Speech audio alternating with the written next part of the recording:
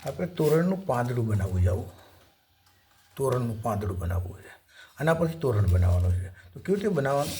તો પહેલાં એક કાગળ લેવાનું લંબચોરસ, કાગળ લીધા પછી એને ડબલ વાર દેવાનું, ડબલ વાર્યા પછી આ સીધો વાર દેવાનો, વાર્યા પછી અહીંયા જે ખુલ્લો ભાગ છે ને ત્યાંથી અહીંયા ભાગ ઓછો લેવાનો, અહીંયા ખૂણોથી લેવાનો, અહીંથી ભાગ કાપી નાખવાનો આપણે અહીંયા.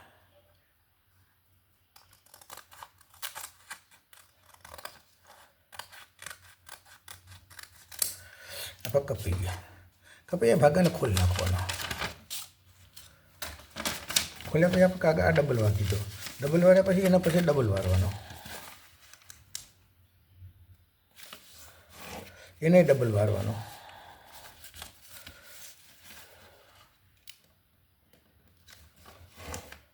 એને ડબલ વારવાનો,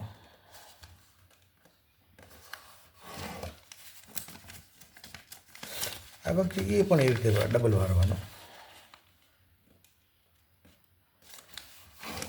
એને ડબલ વાર દેવાનો.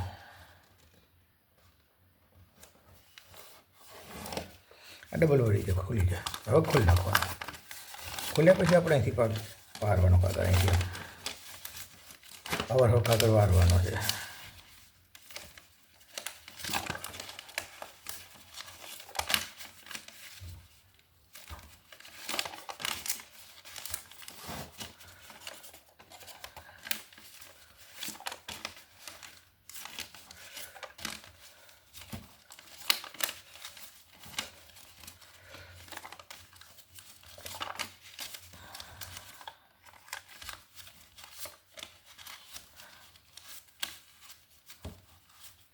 આ કાગળ વળી ગયો હતો, કાગળ વળી જાય ને એટલે વચ્ચેથી કાપી નાખવાનો છે. કાપી જાય પછી એના પિન મારી દેવાની, પિન માર્યા પછી આ કાગળ આમ ખોલી નાખવાનો. ચાલો જો થઈ એવી રીતે આને પિન મારી દેવાની અને કાગળ ખોલી નાખવાનો આવી રીતે. ખોલ્યા પછી એક કાગળ લેવાનો છે, એને ગોળ પીપુડી વારવાની છે. આ રીતે ગોળ પીપુડી વારવાની આનીમાં ભાગ.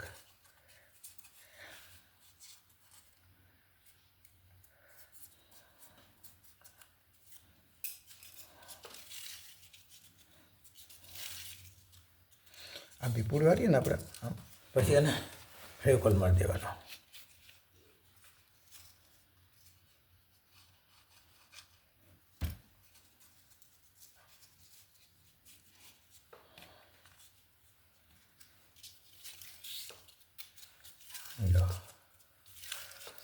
આ તૈયાર થઈ ગઈ ભૂંગળી. આવી ભૂંગળી આપણે 10 વાર બનાવવાની, જેટલા પાંદડા હોય ને એ પ્રમાણે આપણે આવી રીતે ભૂંગળી બનાવવાની. એ બધી આવી ભૂંગળી બનાવી દેવાની. એક આવી નાની ભૂંગળી બનાવવાની. નાની ભૂંગળી બનાવ્યા પછી આપણે કાગળને એ ચોળવાની છે આ રીતે, અને ફેવિકોલ મારીને એ ચોળી દેવાની.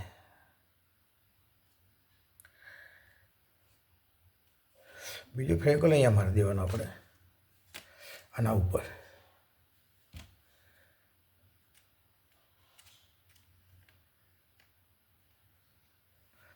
અને એના પર આ ફિટ કરી દેવાનો પગ આ રીતે,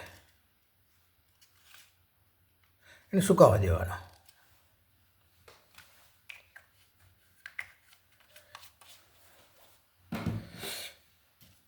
એ ભાગીને સુકાવા દઈશું આવી રીતે. કમ્પ્લીટ ભાગ સુકાઈ જાય ને પછી આવી રીતે એક પછી એક તોરણમાં પરોવવાના છે. જુઓ, એક ભૂંગળી મૂકવાની, આ પરોવવાની, ભૂંગળી મૂકવાની, પરોવી દેવાની દોરો આવી રીતે. જો દોરો પરોવી દેવાનો, આવી રીતે દોરો પરોવતા દઈશું આપણે અંદર. આ દોરો પરોવીએ છીએ આ રીતે. જો આ ભાગ મૂકી ગયો એટલે કમ્પ્લીટ થઈ ગયો ભાગ. આ તૈયાર થઈ ગયું તોરણ. જો પાંદડું તૈયાર છે. એના પછી આપણે ભૂંગળીમાં પરોવી દેવાનો.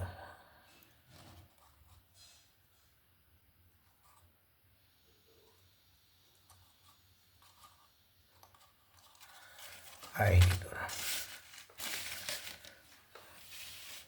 જો અહીંથી જુઓ તો છે તોરણ છે કમ્પ્લીટ. જો આવી રીતે એક પછી એક ભૂંગળી કલરવાળી જુદી જુદી જુદી જુદી ભૂંગળીઓ આપણે ભરી દેવાની, એક એક ભૂંગળી ભરાવાની અને એક એક પાંદડું ભરાવાનું. ખાસ તો ખાલી પાંદડું જ બનાવવાનું છે તોરણનું. પાંદડું બની જાય ને એટલે આખું તોરણ તૈયાર થઈ જાય. ચાલો જો આ રીતે તોરણ થાય.